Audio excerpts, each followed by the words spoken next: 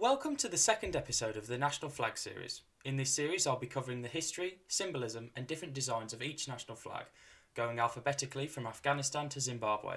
For my list I will use all nations as recognised by the UN, as well as a handful that are not.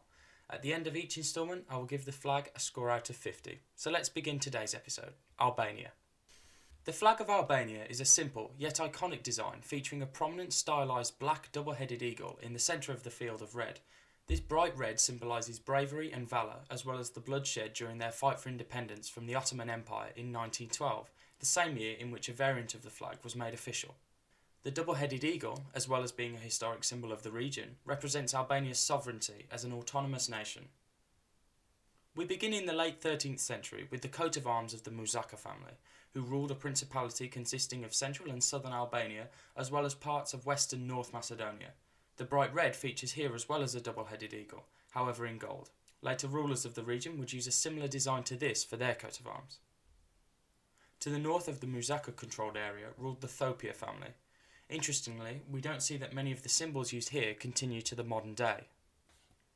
The Dukagjini family, possible descendants of the Progonis, ruled even further north in the Balkan region, with their principality stretching into modern-day Montenegro.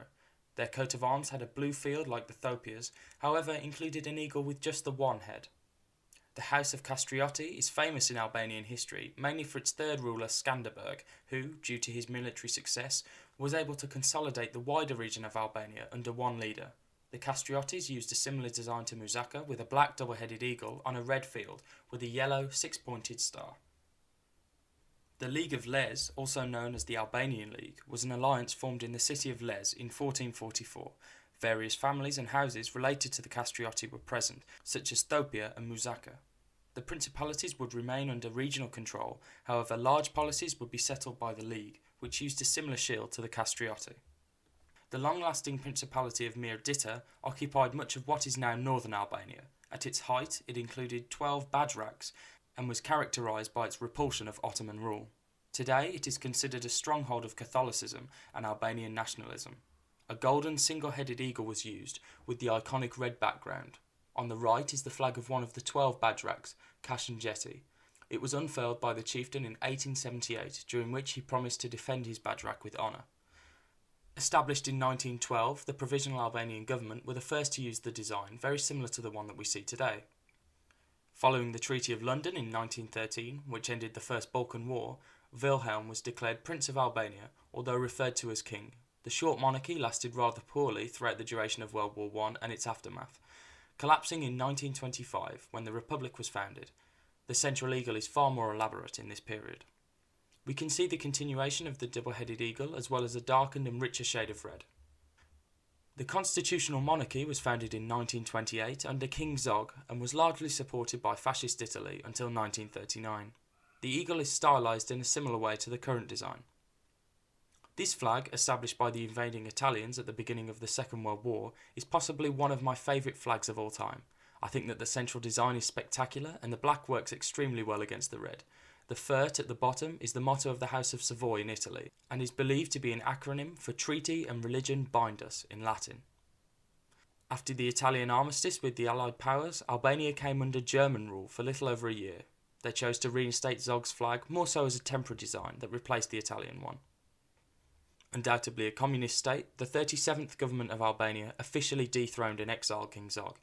They adopted a flag very similar to the current design.